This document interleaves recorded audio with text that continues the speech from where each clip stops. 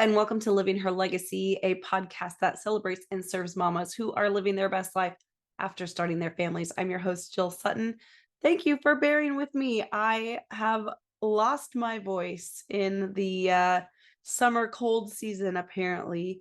And although I'm feeling rather well, I just have no voice. So thankfully, my interview was recorded before I lost my voice. So just this little intro is what you will have to suffer through. I just want to remind you guys to follow along on social media, Instagram at Jill G. Sutton or Living Her Legacy Podcast. That way we can chat back and forth. Also find me on YouTube at Living Her Legacy. I am working on getting these podcast episodes updated. I'm a little behind the schedule that I want to be, but hopefully we'll power through the next few episodes and start getting those up more than once a week. But definitely check those out. Those are kind of fun to watch and see. Also, just so you guys know, there is a donate button that has now been added to the website. So if you go to jillgsutton.com/podcast, you can find a PayPal donate button. If you feel like donating to the podcast at all, you can donate in any amount. Basically, what that does is help with the operating costs of the podcast, the different things that I subscribe to make this function and come to you. Things like Zoom and a Flowdesk, my editing software, my, updates with microphones or pop filters, anything like that I'm using. I'm paying those out of my pocket, and that's fine, but I would love for this to be something that kind of supports itself. So if you guys feel like you enjoy listening to the podcast and want to donate, go ahead over there and you can donate whatever you want.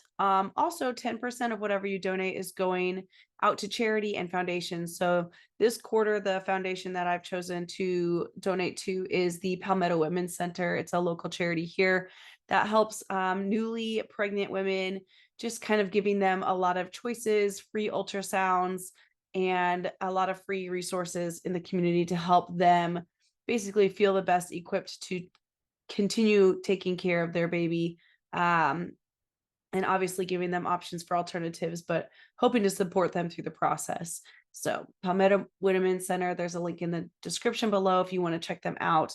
But that is for this quarter, 10% of all donations received are going to go back out to Palmetto Women's Center. On the podcast this week is Megan Tobler. She is a soon-to-be mama who has left the corporate world and has started her journey of entrepreneurship. This is something that's near and dear to my heart, and I really think you guys will enjoy hearing about her story. She kind of tells it from a different perspective, as far as she's not quite a mama yet, but she's doing things in preparation to be a mama. And I really feel like the way she's living her life now and who she's surrounding herself with, she's really setting herself up for great success when that baby comes. So it could be literally any day. It could be now. So anyway, if you want to find Megan and follow her story, her links are all in the description below. And she also has a podcast called Self StartHER, Self Starter, but her, H-E-R. And it's for corporate women that are kind of paving their own path and wanting to live a vibrant life on their own in entrepreneurship. So without further ado, let's get into the episode. Hi, Megan. Welcome to the podcast. Thanks, Jill. So excited to be here.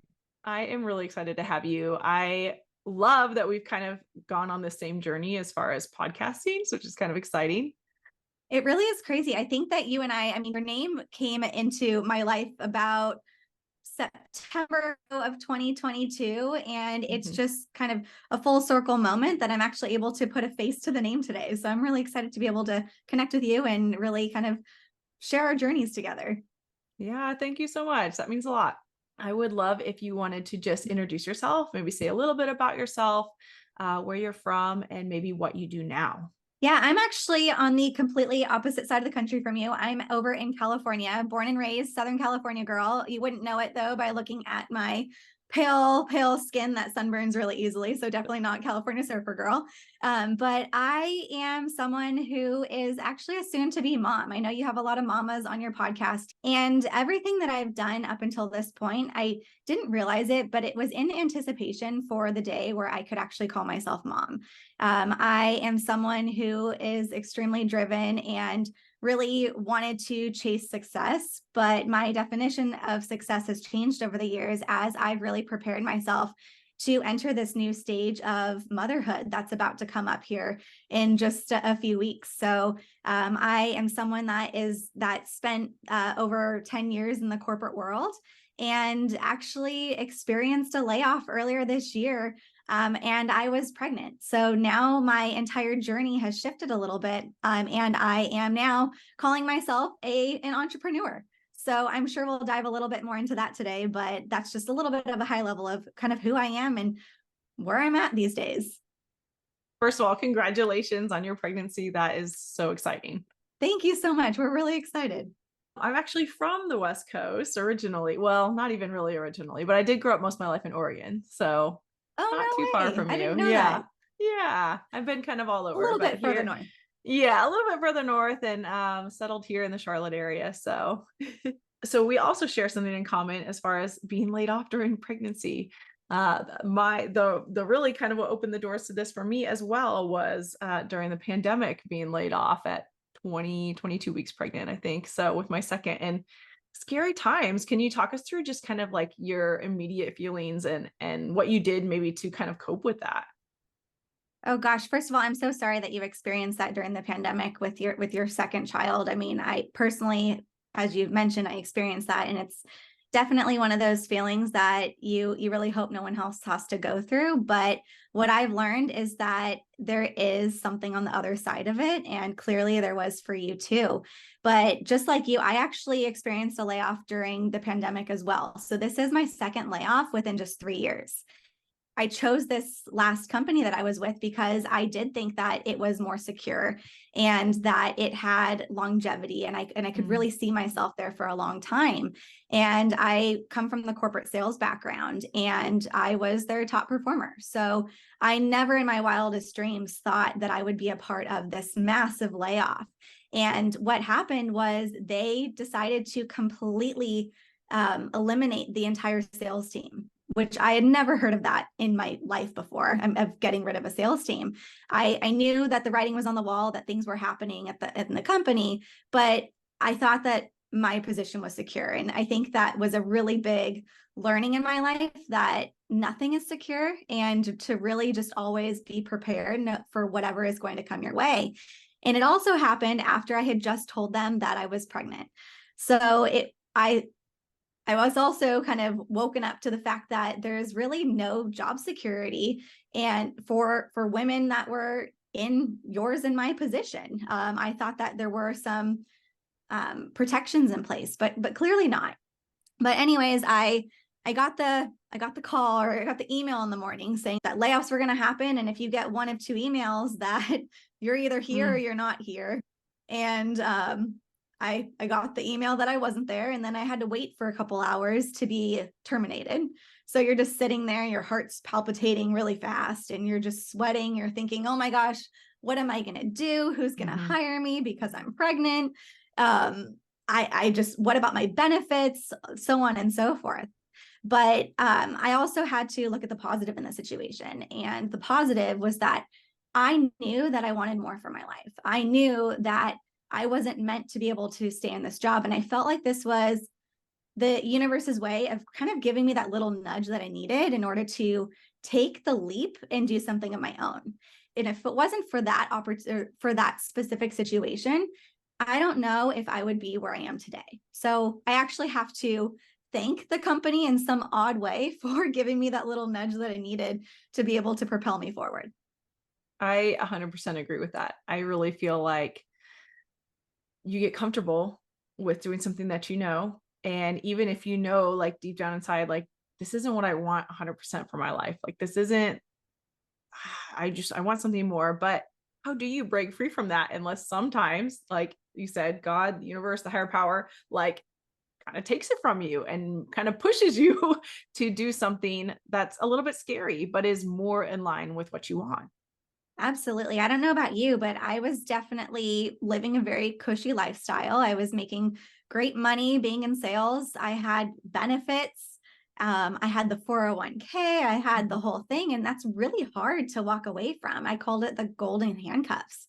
again, it's one of those things where sometimes you just need that little nudge to be able to say, no, I think you're ready for this. It's your time. Yeah, I really think too, kind of just going back to like how we were raised, not necessarily by family, but just society, is you get a job in a career or whatever, you kind of do that your whole life, and you get the benefits package is kind of your bonus and what you hold on to, but that's not the only way to do life. And I feel like no one's really taught that there's other ways, that there's other things out there that you can save for retirement on your own. Like, I think, so often we are like golden handcuffs. We're tied to these jobs that have all these benefits because that's what they flash around as something that you need.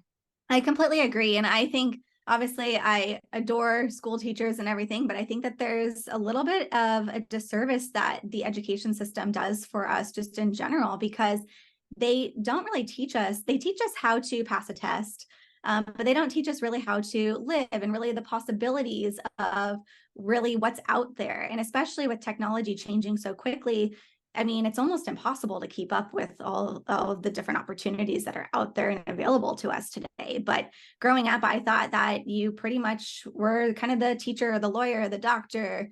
But I never knew that I could actually be one day a podcast host.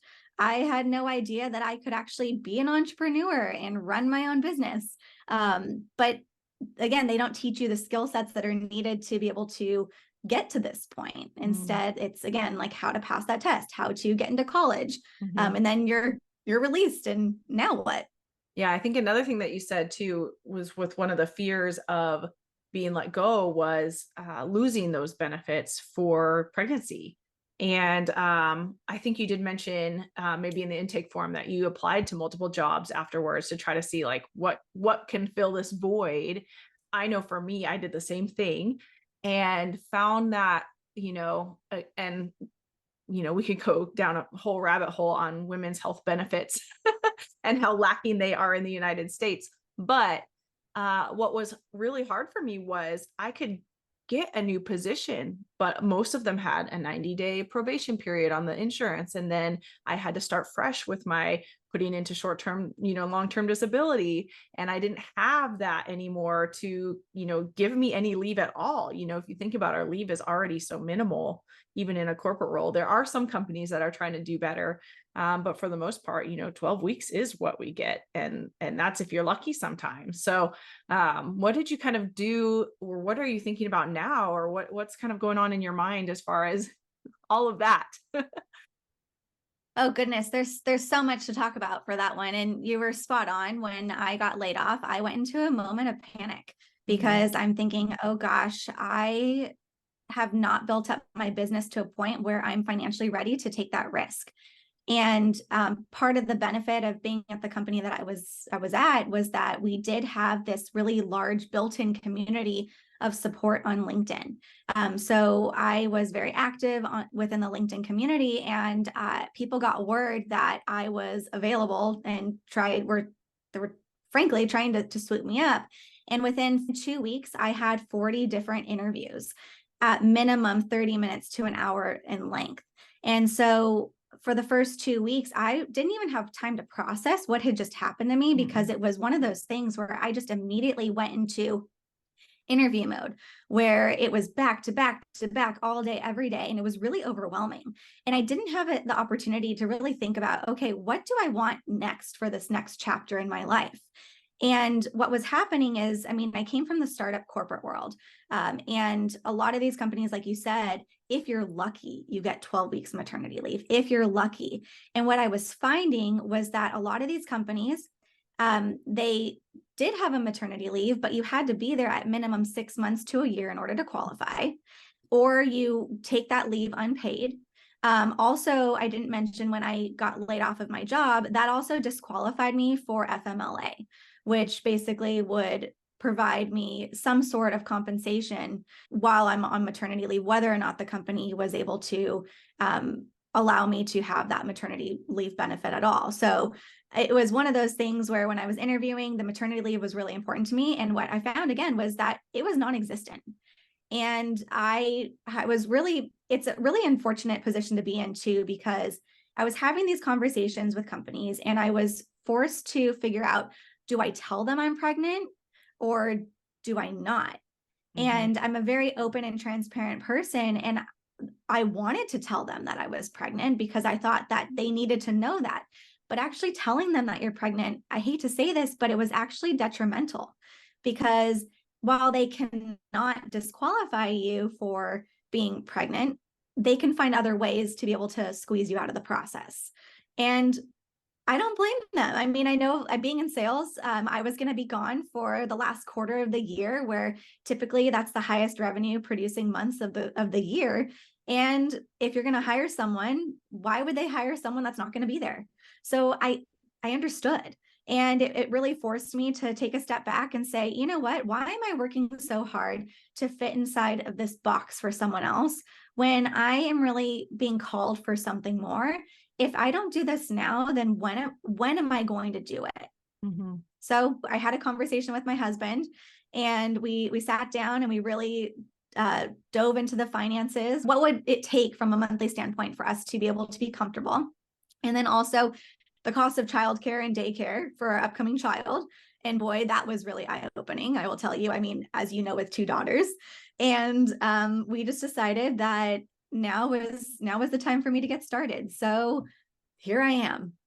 I would love to go into, because like, yes, all those costs add up, but I love kind of making that game plan. I love being able to write it down on paper and see what is our minimum that we need? What would it look like to live comfortably? What money has to come in? What can we sacrifice, in this time of our life?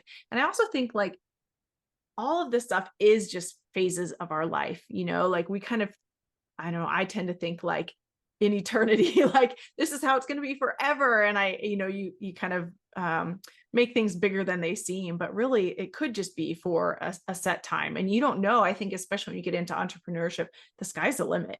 And when you get that kind of fire inside you, it's like hard to, say like, oh, this is my little side project. It's like, no, you don't know how far this could go. Like there's a lot of potential in anybody's, startup company. So I love that.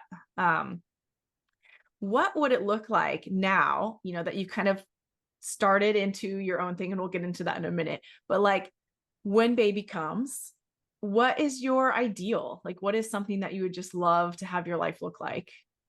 So I'm not someone that sits still very easily. I'm constantly always doing something.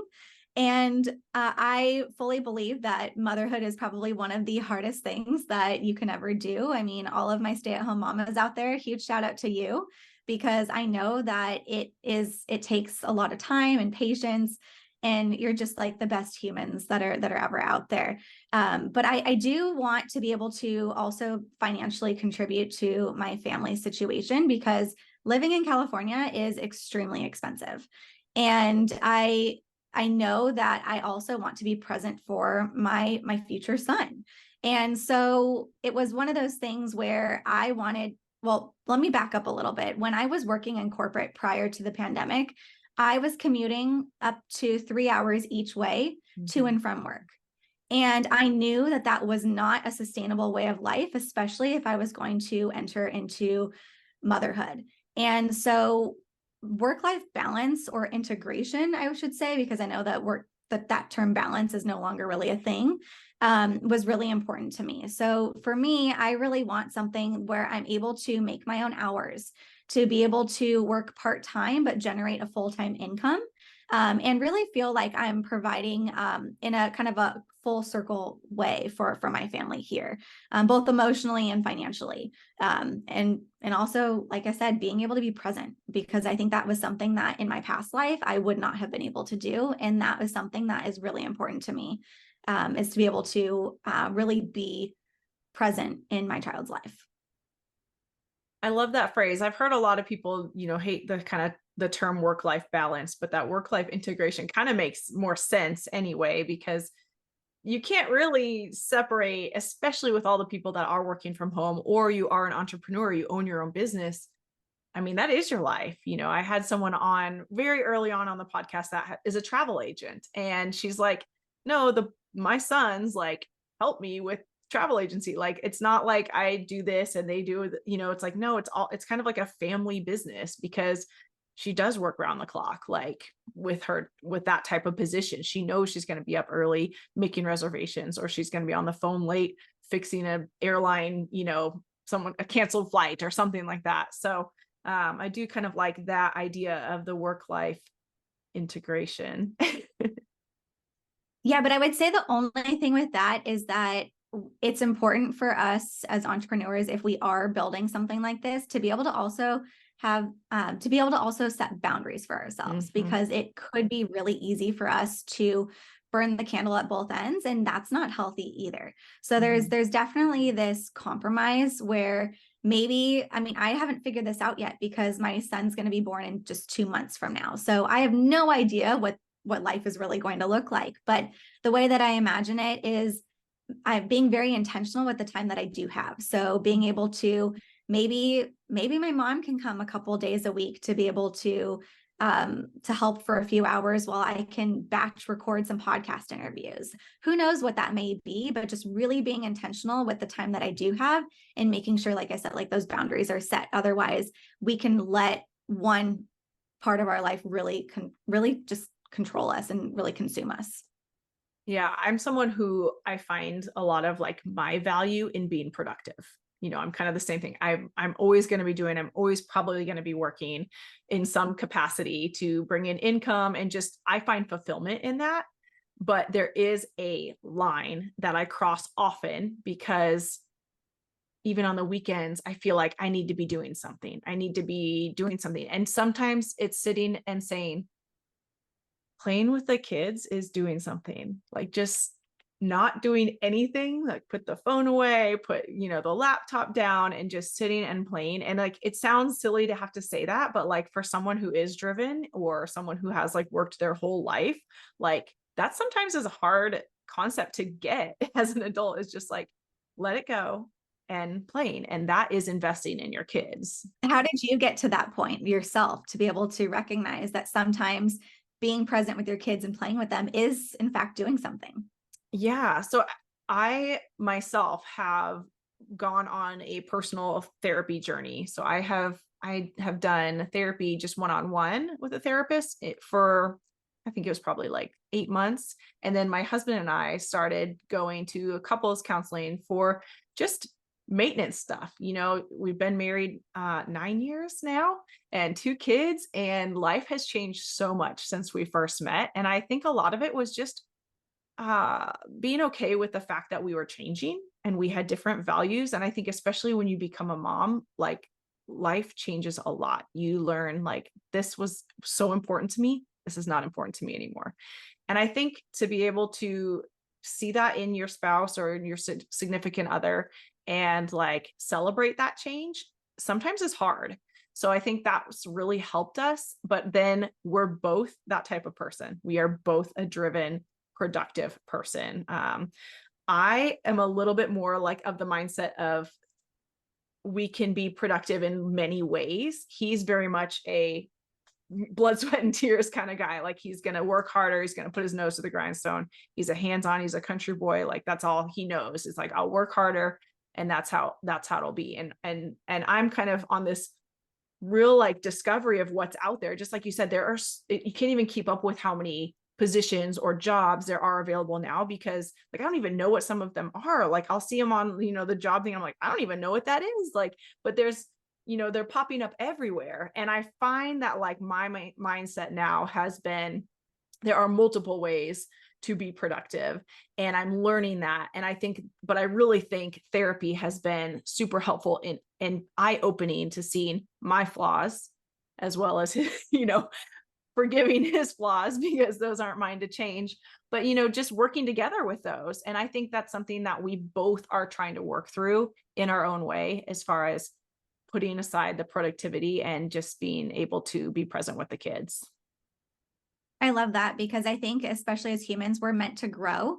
And in a relationship, there's really 2 options. You can either grow separately or you can grow together, and you two are choosing to grow together in this thing called life. So I think that's really beautiful. Yeah. And I definitely think, especially, you add a child to the mix, you learn stuff about yourself that you didn't know was there beforehand. So then it's trying to like share that journey together where you're both growing. Yeah. Just like you said, you can grow apart, grow separately, not even apart, just grow separately, or you can talk about these things and have them a topic of conversation. I think so often you live together, it's like, but so many times, like, when do you really sit down and like talk about like what's going on in life, what's going on in your head, what's going on in your heart? Like we have learned that we have to create space each week to do that. Otherwise it just doesn't happen. Yeah, no, I know. My husband and I, our time together is at around the dinner table. It's really just because he has a really intense job. So when we do get to be able to connect, it is through dinner. So that's really our time of day where we are able to get on the same page, like talk about our plans for the future and really how our day was, and really just kind of realign with one another. So I hear what you're saying, and I'm here for it. Yeah. Oh yeah. Well, tell me what you're doing now. So now that you've kind of stepped into entrepreneurship, what is going on? Oh gosh, yes, this is what really lights me up inside. So I started in October of 2022. I started a podcast. So the podcast is called Self StartHER, and the basis behind it is that I'm interviewing women who had dreams for more, that were in a similar situation that I was, that where you were in corporate and you wanted more time, more freedom, or creativity, potentially more money. But you didn't really know where to start because like the big picture and perfectionism was holding you back. And that was what was holding me back. And really what I had to do is stop and think, you know what is one thing that I can start with right away that I know that I will enjoy doing and that I can commit to doing consistently? And so I really took a hard look at what I enjoyed about my job in sales and what lit me up. And that was really connecting with people.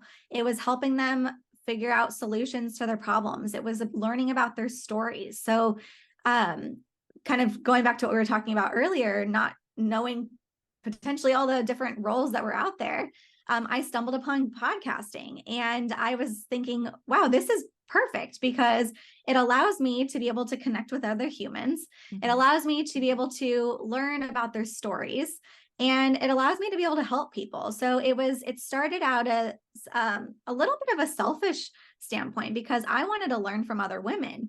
But then I figured, you know what, this is so good. Why not also share it with the world? So podcasting was born in October of 2022. Had no idea that this was going to turn into my full-time business when I started it.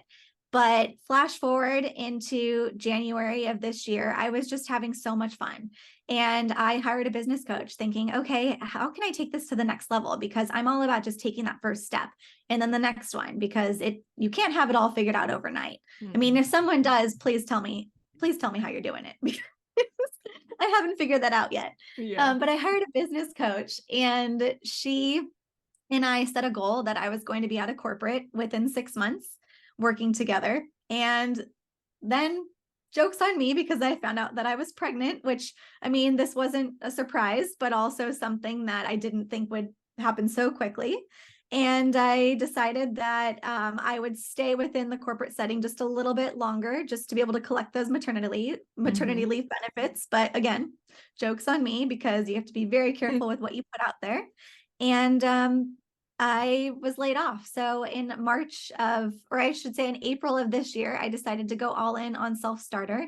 And now it's not only a podcast, but we are building out a community for women, aspiring entrepreneurs, as well as current entrepreneurs, to be able to come together, to be able to learn from, encourage, and really grow together in their entrepreneurial journeys, and also building out a course to be able to help other women get started in their own entrepreneurial journey as well. So again, this is clearly, obviously, what lights me up. It's just being able to connect with other women and really help them really live a life that they had always dreamed of. So I get all giddy talking about it. I mean, this is one thing that I could talk about forever. So Yeah.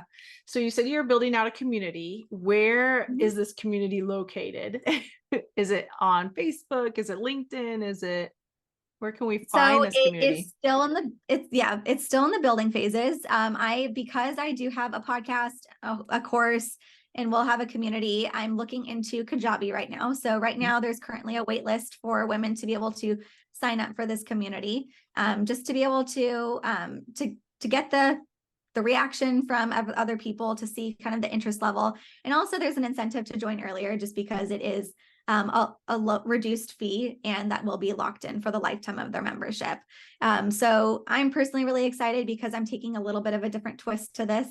And I'm allowing people to come in here and promote their services, use the group for beta testing for all of their promotional services, and just to be able to really hone in on how to really take their business to the next level by linking arms with the other women within the community. Is it any type of entrepreneur, or is there something that's like more like a focus group, or would there be groups within the group, I guess? That's a great question. There will be groups within the group to be able to, if you wanted to be able to hone in on a specific like niche per se, like, so if you're a coach, like there'll be a place where you can connect with other coaches. Like if you have a product-based business, then there'll be a place for people to be able to connect with other product-based business owners. But really the idea behind it, it's for people that are looking to either get their business started, or a current entrepreneur that are really just looking for people, like I said, to link arms with here. It's always better to do things in a community. I know that like entrepreneurship and creation, podcast creation, YouTube, whatever, is a lonely road, because it's still very like obscure. You know, it's not very many people doing it yet, or it's hard to find, maybe because it's all remote. You know, most of the stuff is kind of remote. If you have a product-based business, maybe you do have a brick and mortar, but a lot of that is remote also, you know, people working from their homes. And so what a fun way to be able to connect with other people and maybe not feel so like, is this going to work? Like, am I crazy for thinking this is going to happen? And because I think so many times when you start something like this, that is kind of the response you get from friends and family, because they're like, what are you doing with your life? You know, and then to be able to be with some like-minded people, that's priceless. That really is. Well, there's two things that I want to say here, is that I personally have gone through a little bit of an identity crisis as I've shifted from the corporate world into entrepreneurship. And it was interesting because just a couple months ago, as I was beginning this journey, I ran into this woman on the street, and she started asking me questions about what I did. And in the past, it was a really easy answer for me to explain. I would have said, oh, I'm in sales. And then if she was interested in learning a little bit more, then she'd dive into it. And I could just bust out my elevator pitch, no problem. This is what I do, and this is why I do it. Well, now it's people, like you said, not everyone really understands what it is that the entrepreneurship journey is. So I felt like I was almost suffering a little bit of imposter syndrome going through all of this. Like, who am I? How do I explain now what I'm doing? What are people going to think? And so it was really just having to process this new identity of mine and really embrace it.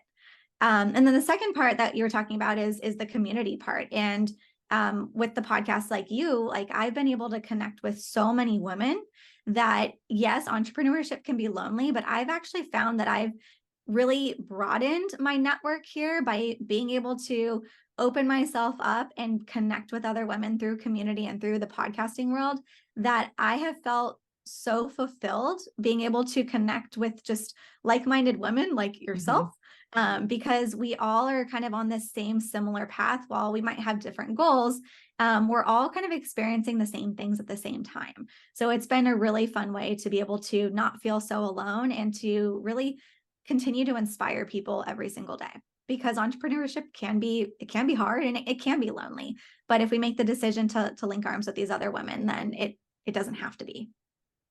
Like really being picky and choosing your inner circle. And Yes. We're kind of getting to, it might not be as many people, but the people that we are letting in are like so impactful in our lives, because like you said, they're on that same journey. They're excited about the same things. They're excited about growth, personal development, helping others. You know, it's kind of those same core values that, you know, we have, that it's easy to share those with those people.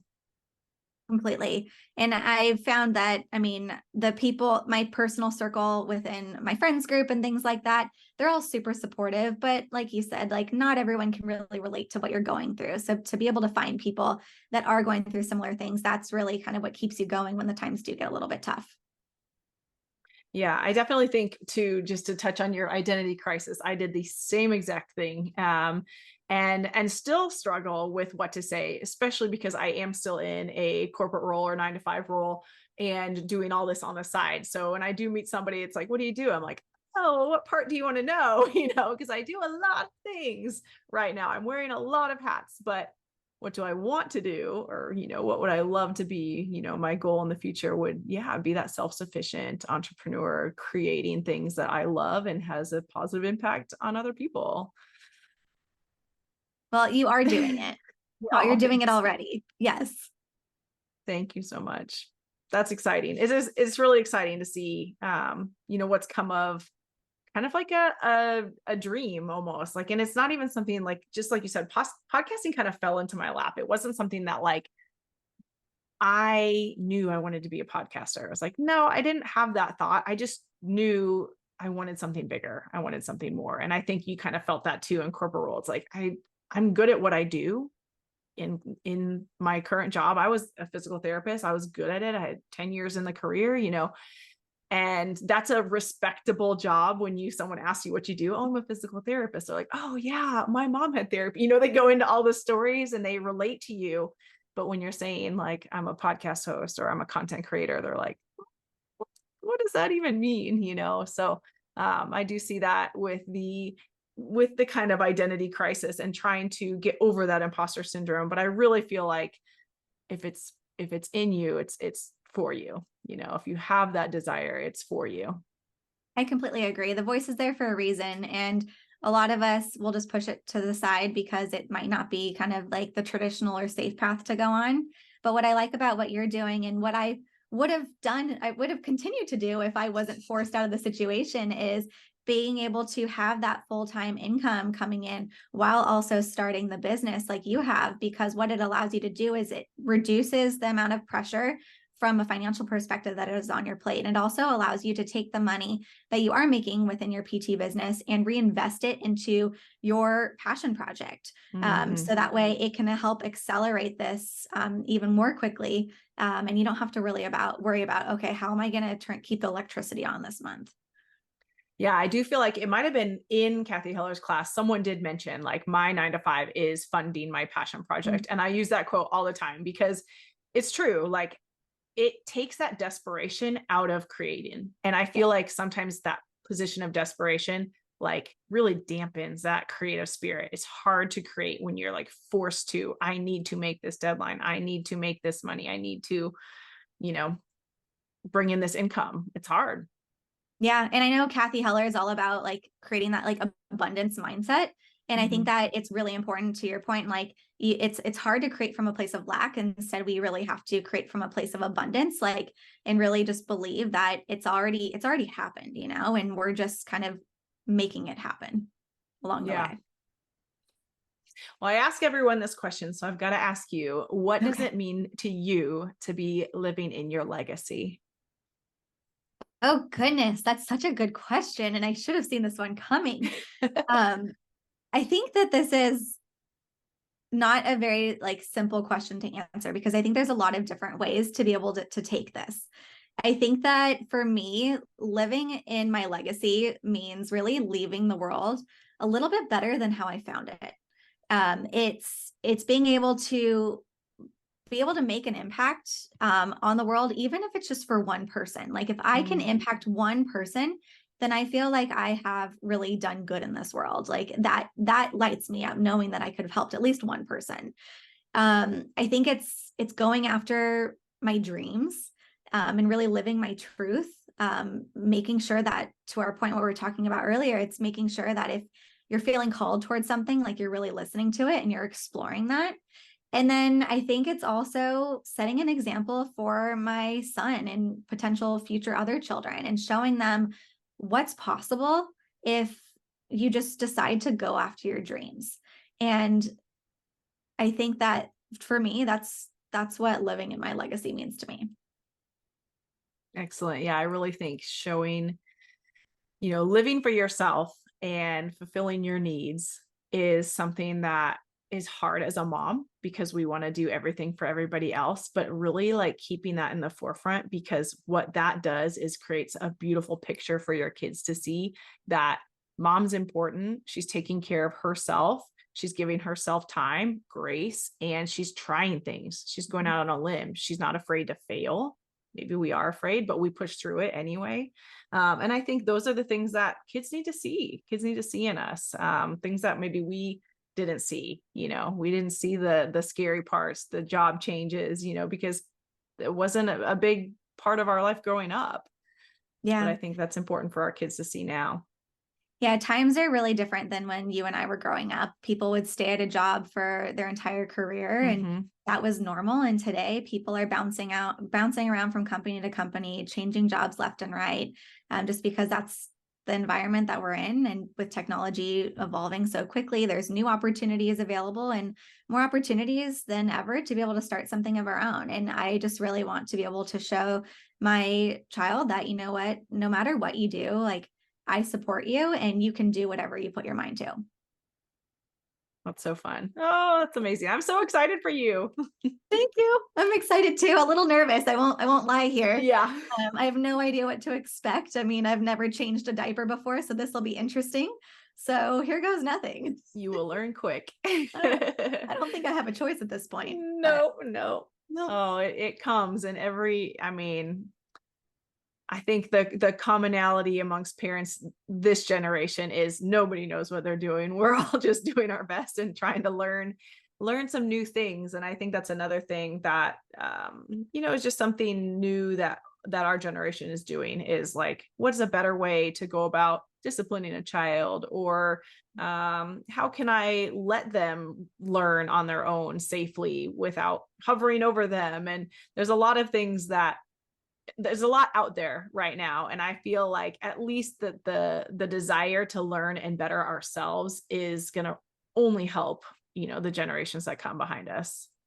Completely agree. And that's part of us living our legacy and passing our legacy on is through us being able to learn how to be better for our children and for the future children to come and generations. Megan, where can people find you if they want to connect? So my website is selfstarther.com. So it's SELFSTARTHER. So Self StartHER. You can find me on Instagram, selfstart.her. LinkedIn, I'm Megan Tobler. And the podcast is just the Self Starter podcast, available on all podcasting platforms. So feel free to check it out and drop me a message, because I love to connect. And soon to be YouTube, right? And soon to be YouTube. Yes, I do have the channel created. I just haven't posted anything. There you go. I'm going to take all the notes from Jill. Yeah, we'll get together and talk about that, because I definitely find that it's just another avenue. You've already got the content created. It just needs to go up there. That's what I hear. It's just as an entrepreneur, there's only so much of you to go around. So trying to figure out where I'm focusing my attention every single day. So it's a learning experience, step by step, one step at a time.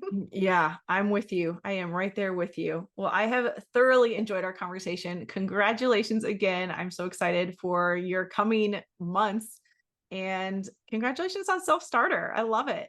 Thank you, Jill. And thank you so much for having me. It's been an absolute pleasure to be able to officially meet you today. It's been a long time coming, and we're just really excited to be able to continue this relationship as well. Thank you. Thank you so much for joining today. I hope you guys enjoyed that conversation from Megan. This episode was brought to you today by Flowdesk.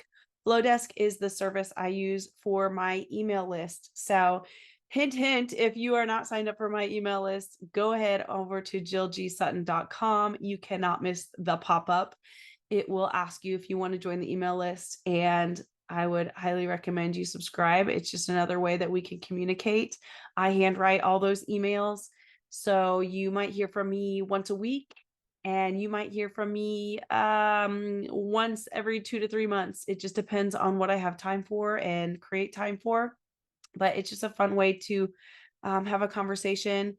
back and forth. Like I said, it's literally just email, and I am on the other end of it. So if you are in the business of entrepreneurship or creating your own type of business and you need to start an email list, I highly recommend Flowdesk. In fact, I have a 50% off your first year coupon code that I will link below. If you guys are wanting to sign up for that, you can use that coupon code. Like I said, 50% off your first year using Flowdesk. It's amazing. It is a seamless process. They are constantly working on it. It's also women created and owned. So I love to support that. And anyway, next week, we are going to be hearing from my dear friend Ziara Espinal. She has part 2. She's coming back on the podcast.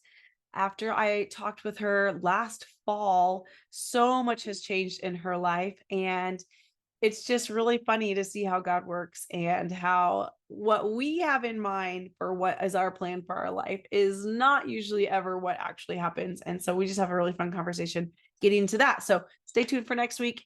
Z is on the podcast again, and have a good week, y'all.